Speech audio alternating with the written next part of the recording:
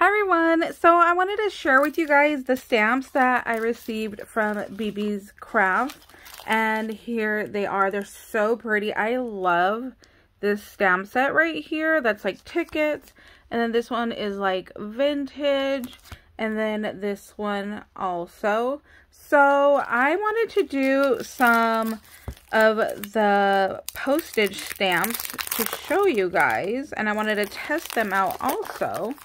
So let me bring those on out. Here they are.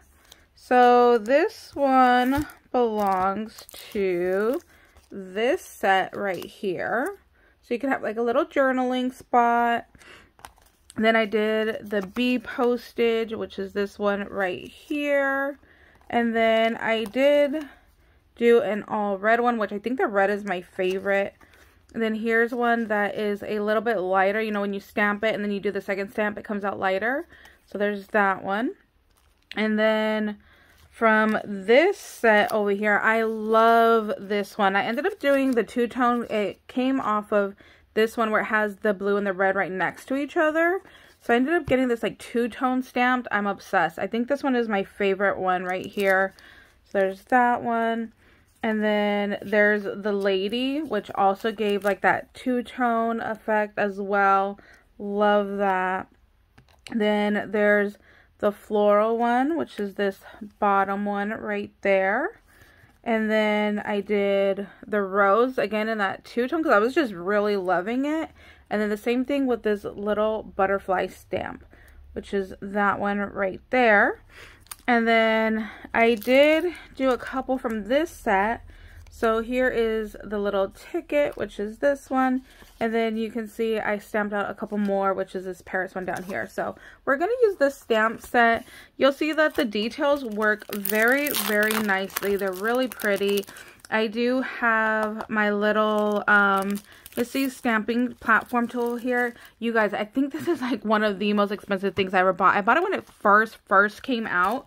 And then now like a bunch of different companies have their little stamping platform. So yeah, when this thing first came out, it was a pretty penny. I remember like, but it actually is really nice and has helped, you know, with making sure everything stays in place as it should. So I'm just going to lay everything down the way that I want. I'm going to make sure my little pad is tucked up in here in the corner so it's all aligned. And then we're just going to take these off. And you see they peel off really nice. They are nice, thick stamps. So they are really good quality. You can kind of see the details right here, but you'll definitely see it better once we get it all stamped out.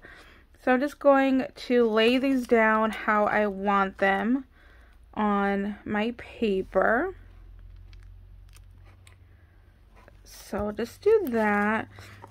These I think are going to be my favorite. These definitely give me Tim Holtz vibes, which I love.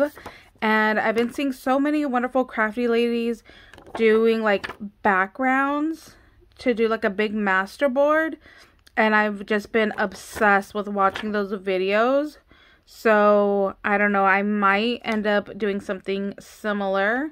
So here are the two that I did use already. You can see that it still has the ink on there. I didn't, you know, I didn't clean them. Let's be honest. Like, I just left it as it is, you know, just kind of dabbed off the extra little ink a little bit. And that was pretty much it. So we are going to close our door here. Just give it a little press so we make sure that the stamps do cling to the lid there. And there we go. And then let's see, I will do, so I pulled out a soft gray and it came out very, very light. Even after several passes, it still came out very light. So I realized I like using this light gray more for like my edges of when I'm just trying to ink to give it some kind of like vintage look to it. So let's try this gray one. Let's see how well it works. I did throw some alcohol on it last night to try to revive the ink because, like I said, I never really use stamps. So my inks that I have are not the greatest anymore. I'm sure they were wonderful when I first bought them, but I've just had them for so long that they are not the best. So that's why the stamping platform really helps. So let's see how well this goes here. And I did do a pass where I did the light gray and then did the red and the blue over it, and it looked so stinking cute. Oh yeah, see, this one came out perfect. Oh, I'm not in frame here. This one came out perfect, but these do need another pass of ink. There we go. I feel like you guys can see a little bit better now. So let's try this again. Hopefully I'm not shaking the camera too much for you guys. If I am, I apologize. Trying to make sure I get a good press. Oh yeah, see, coming out so much better. Like I said, you could definitely see all of the wonderful little details. I'm gonna do another pass. I think it's me. This works better when you're not doing like 6 stamps at a time, honestly. When you just do one at a time, you can get that really good press on them and it just looks so much better. But I want to really show you guys the details of these stamps because they are just so pretty. The way that you see it on the packaging is exactly how they do stamp out. Let me see. So you can see all the little details right here, and it looks exactly the same on the stamp. Probably should have just done these one by one like I said, but we'll work with what we got here. So here you go. You can definitely see all the little details here. Like I said, it would stamp better if I would have done it like one by one, but we'll just leave that how that is. And then I'm gonna show you how I cut them out. So you can just do straight and just follow the ticket and just cut it exactly how the shape is. Or my favorite to use is they are actually hair thinning scissors. So it leaves like a little bit of an edge to it. So I'll show you guys that one right now. So you can just follow it and then now you have your little ephemera piece. Or you can use these. This is what I wanted to show you. These are hair thinning scissors. So you can see the teeth are different. So they do make a nice little ticket edge. So let's cut this out. So it's going to look like our ticket is kind of like roughed up around the edges. And then kind of depending on which way you hold the blade gives you a different look as well.